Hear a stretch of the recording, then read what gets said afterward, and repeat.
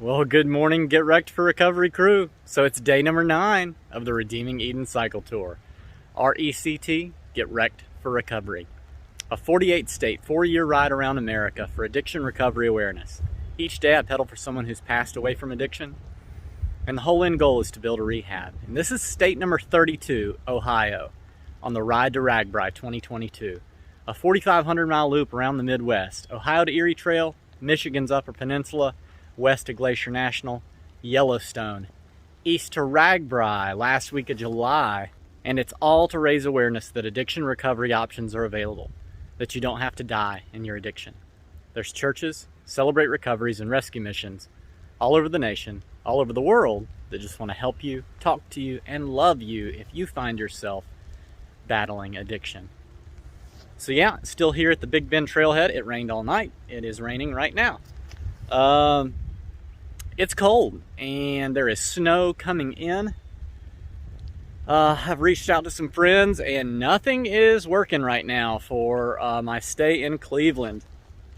My only concern is it's wet and like rainy right now, and then it's going to be wet and rainy and snowy all day tomorrow.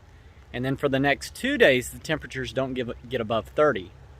And from what I understand, when water is on the ground and it's below 32 degrees Fahrenheit, 0 Celsius for my friends all around the world, yeah, water freezes and becomes ice, and I don't have like ice tires. I don't even know what I'm doing.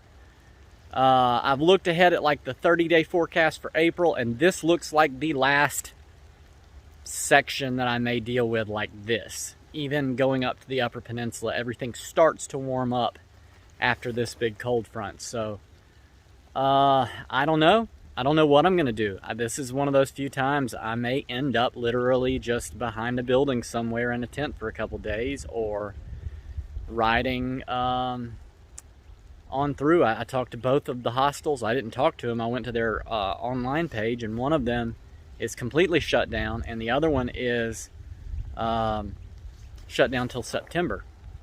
And I just cannot like afford to buy a hotel for, you know, however many nights. So hopefully some friends that I've reached out to can come up with some contacts. If not, I mean, by the end of this video, you're gonna know what I end up doing, and I hope it's good.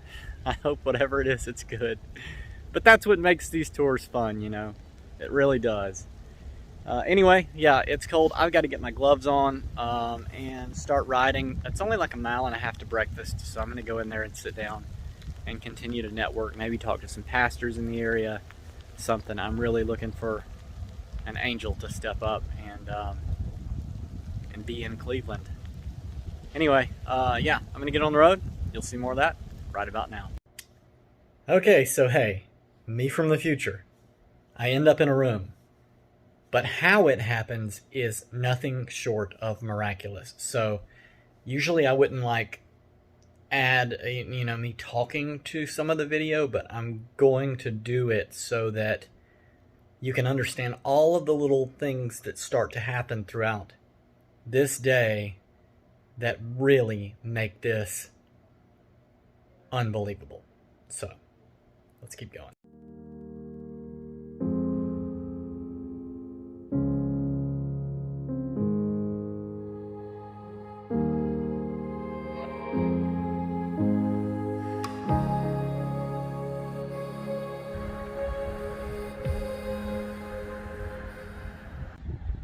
Alright, so I've officially made it to Cuyahoga Valley National Park.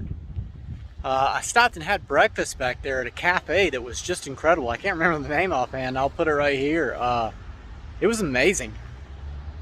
Reached out to some other friends. Tim Parker has reached back out to me.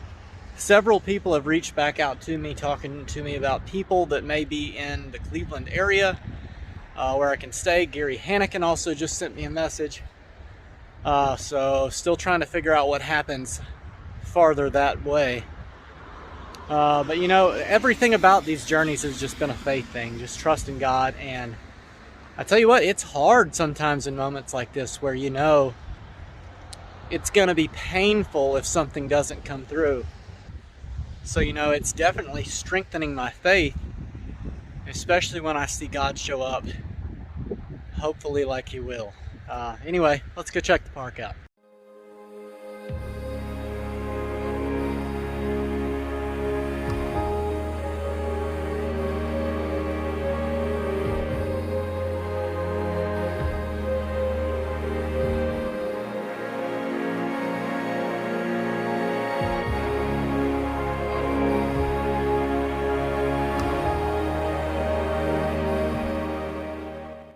Alright, so this is a beaver marsh that the towpath actually takes you right through.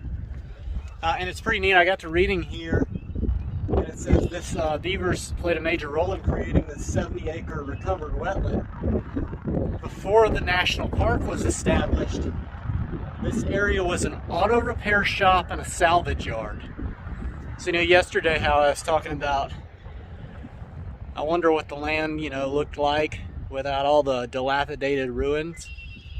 It can go back to this pretty quickly. That's crazy cool. Auto repair shop and salvage yard. Neat. All right, so I figured I needed to add this as part of the testimony. I'm a little choked up. So I just passed that beaver dam, and I was, you know, I was thinking about the passage in Proverbs where Solomon is saying, you know, consider the ant and how he builds and how he does, you know, all the things that he does. And so I was thinking about the beaver and how that, you know, relates to redeeming Eden. And I went at it from the full perspective of all the bike rides and trying to build the rehab, and that these, you know, 4 or 5 giant rides are like the big logs, and then there's going to be other things that patch it in. But I thought about it just on a daily basis. Like, you know, each day I wake up and I have to lay down several logs, where I'm going, where my main stops are, what it's going to take to get to those stops. And then inside that is like the little patchwork that has to be done, like where I'm going to eat, and those kind of things. And if, as the dam is built throughout the day, you know, I meet people, and at the end of each day, it's this successful completion of a work that holds water and gives water. And so, you know, I know that's all metaphorical, but while I was thinking all of that, Gary Hanneken reached out again and said, hey, give me a call if it's easier. So I called him, and he gave me the most encouraging phone call I've had in a long time out on the road. You know, I don't ever really talk to too many people. I do a lot of social media, but it's rare that I you know, get phone calls from people or make phone calls. And so the phone call was just so encouraging, and he said, hey, wherever you know, find that place, you let me know and we'll take care of it. So I'll be looking for that light, and thank you so much, Gary. God bless you, man. Thank you for the phone call more than anything else. I just really appreciate that encouragement. So anyway, cool moment here in Cuyahoga Valley National Park. I'm gonna keep on moving down the road. Okay, so here's some more intricate details of that conversation with my dear brother Gary. So he had prayed about putting me up at an inn somewhere. And he said God gave him the go-ahead, but that God was holding him up from telling me where to go. He asked me why downtown Cleveland, and I said, well, I go 40 miles in a day. And so he was like, okay, no problem, just that's east of the towpath, and you're going to get off the towpath, and you'll be headed west, right? And I was like, yeah. And so he said, well, okay. Well, he said, I don't want to get in the way of it. One thing the Father's telling me is not to pick the place.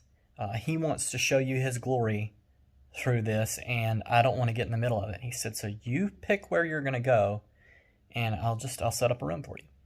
And so I was like, okay. So now I'm moving forward, going down the bike path, and I've got to stop and grab like some lunch and sit down and actually pick a place to go.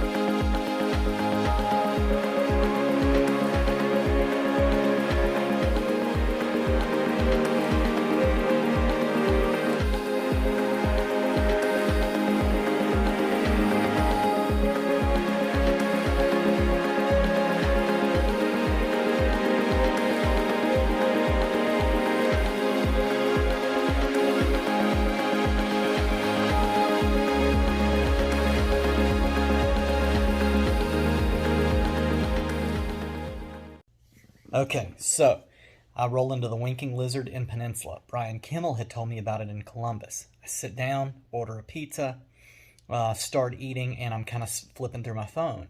I'm looking in downtown Cleveland. Nothing's standing out. I'm looking west of Cleveland. Nothing is standing out. And so finally the Lord starts really speaking to my heart, saying, back up. Don't go so far, you know. The trail had been a fight in the rain. It was just terrible. And so he was like, back up. And so I see a town called Independence, Ohio. And immediately it was like the Lord said, someone needs freedom in Independence. And so I sent Gary a text and I was like, hey, so this is what I'm thinking. Like, I've looked at this little town called Independence, and I think this is the spot. Like, there's, you know, a movie theater close by if I get stir crazy, and, you know, maybe somebody will come for a movie and leave with eternal life. I don't know. Like, I don't even really know what God's doing, but there's a bunch of inns there. Like, there's a bunch of places to stay. And so it's not too long afterwards that Gary calls me back and says, I was just reaching out to some friends up there in your area, and they said, hey, what about Independence? And he said, so it's the Lord. I'm positive this is where you're supposed to go. I'm going to book a room. So while we're actually like on the phone together, he's on the internet looking it up, finds a Marriott Courtyard, books it, and like sends me the confirmation. Like, it's all happening in real time. Nobody's really putting any kind of concerted effort into anything that's going on. And so I continue to ride down the towpath toward Independence.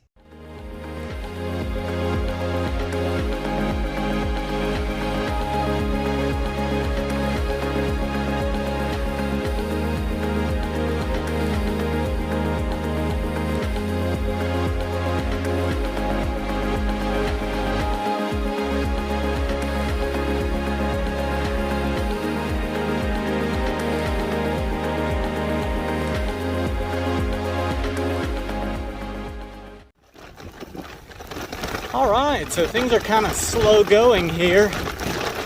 Ever since I got into the national park, the towpath trail has just turned into a pitted, bumpy, sloshy, wet mess.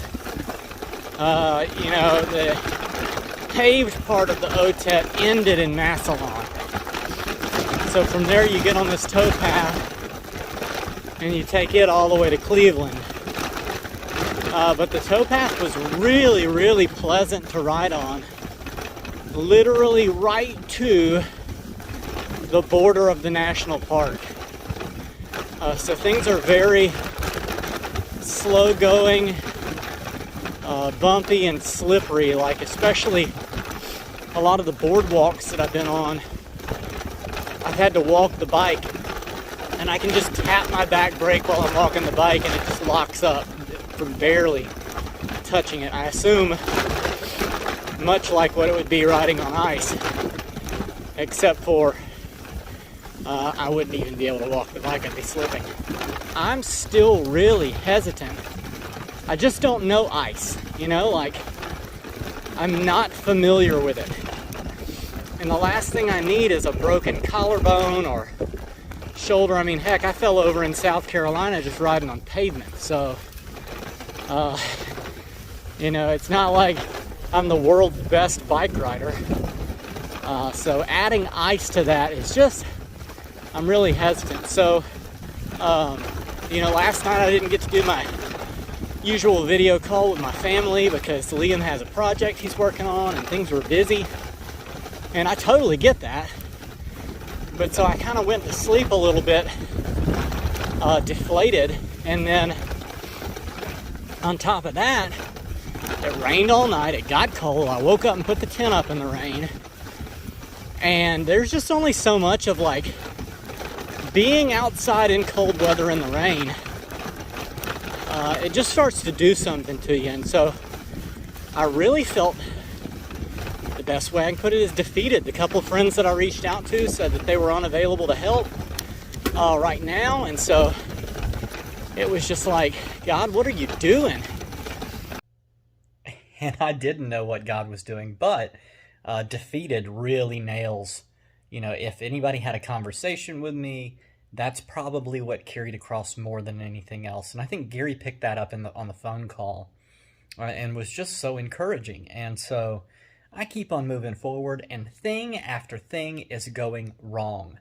GoPro batteries are dying, and it's wet, so I can't change GoPro batteries out. My phone battery dies after taking some pictures and video. I'm having issues getting the batteries in my, pouch to connect because the port's wet. I've got the wireless charging head on the bike to be able to charge the phone with wirelessly, but since I had plugged the charging cable into the wet phone, now the charging cable was wet and wouldn't charge the charging head. So, I cannot explain really effectively how frustrated, and it was awful. I felt awful. On top of all of that, I dropped my bike, and so it falls over, of course, on derailleur side, on a little mound, just right to where now the shifting that was fixed by Ernie's yesterday is not working. I just couldn't come unclipped. I turned around to take a quick picture of a sign that was hanging in a tree, and it just fell over, and I fell over with it. It was just one of those moments. But the shifting wasn't working, so now I'm going even slower toward this destination. And I turn out off of, there's this mule there on the canal thing. My phone battery's dead. I don't even really know where I'm going, so I turn out, and I just see this giant hill at the end of this day. It was a giant hill. And so I just walked the bike. I was, at that point, I didn't even want to be on it. I cannot explain, again, effectively how miserable and aggravated that I was in this moment. I mean, I knew at that point that I had a place to go to, but everything throughout the day had just lined up to be absurd. And, again, without hyperbole, one of the worst days I've ever spent in the saddle of a bicycle on tour, period. It's up there with Missouri, Sorry, Missouri. But it's up there. But so, I keep on rolling on in, and I finally roll up to the first hotel that's a Marriott, and it's not the right one, and they're having issues checking me in, of course, because I'm not registered to check in there. And so Gary has told me that there's a guy at the desk named Ryan that I'm looking for. So I roll down the street to the actual Marriott courtyard that I'm supposed to be in, and this is what happens.